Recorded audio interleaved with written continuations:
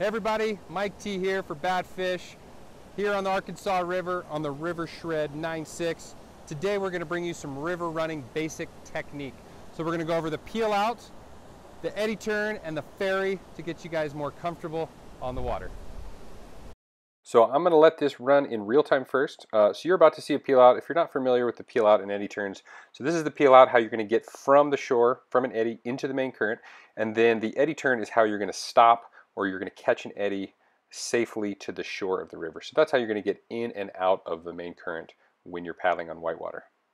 All right, so we got some super slow-mo for you. So first we're going to talk about the peel out. So getting from the eddy into the main current of the river. So a couple things that are going to help you be successful in this peel out. So first off, note that I'm in the center of the eddy. It's the least turbulent spot, so that'll set you up for success. I've got a nice angle, so about a 45-degree angle roughly, or if 12 o'clock is directly upstream, think about a 2 o'clock angle. So you'll note I'm picking up speed. You can paddle on both sides, but I'm just paddling on the downstream side here, and that way that'll help with my weight transfer here in a second. So when I'm crossing the eddy line right about here, that's the most turbulent part of the peel out. You'll note that I'm paddling on my downstream side, which is hugely important. I'm also leaning downstream, so I'm putting weight on that right-hand side rail in this case. I'm letting the current hit the underside of that board.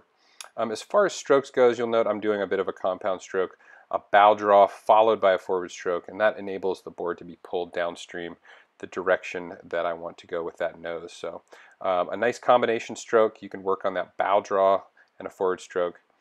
Or just let the water do most of the work for you. So that did the peel out. So here I am downstream. I'm going to recatch this eddy in just a second. So essentially I'm just going to reverse that peel out back into the eddy. So you'll note I'm about to change my angle. So I'm going to be pointing roughly 45-degree angle towards shore. And the reason we do that angle is that enables us to slice across the eddy line with the least amount of turbulence. So you note I'm picking up some speed. Speed is important to bust across that eddy line once again. So you'll note picking up speed, and then I'm going to reverse it. So I'm going to lean upstream in this case because that eddy water is moving back upstream. So you're going to see right here I'm doing another bow draw followed by a forward stroke. I'm leaning upstream, so I'm leaning to the right in this case, and I'm going to let that water do all the work for me, turn my board upstream, and then I'll be sitting nice and safe and calm right in that eddy. So that's the peel out and the eddy turn.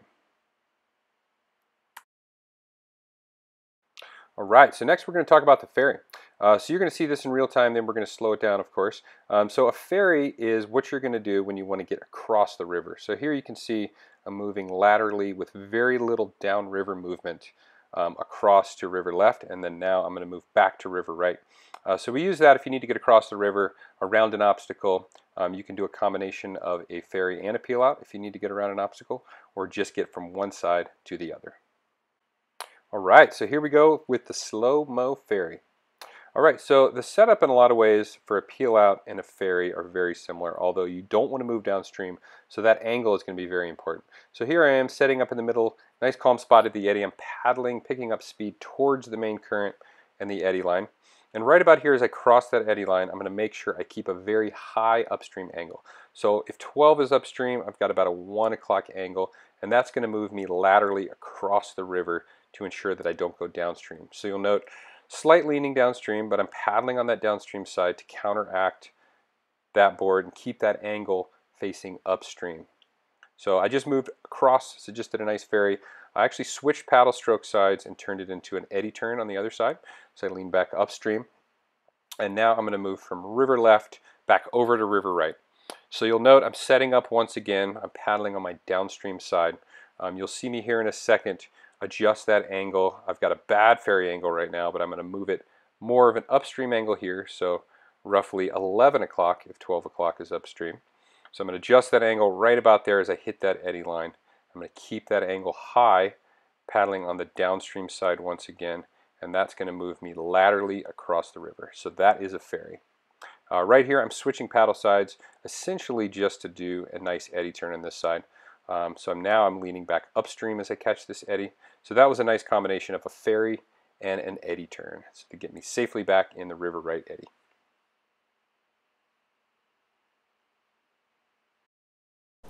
Thanks for watching, everybody. If you have any questions or comments, go to rivershred.com. Feel free to drop me a line. Get out there in the river, and have some fun.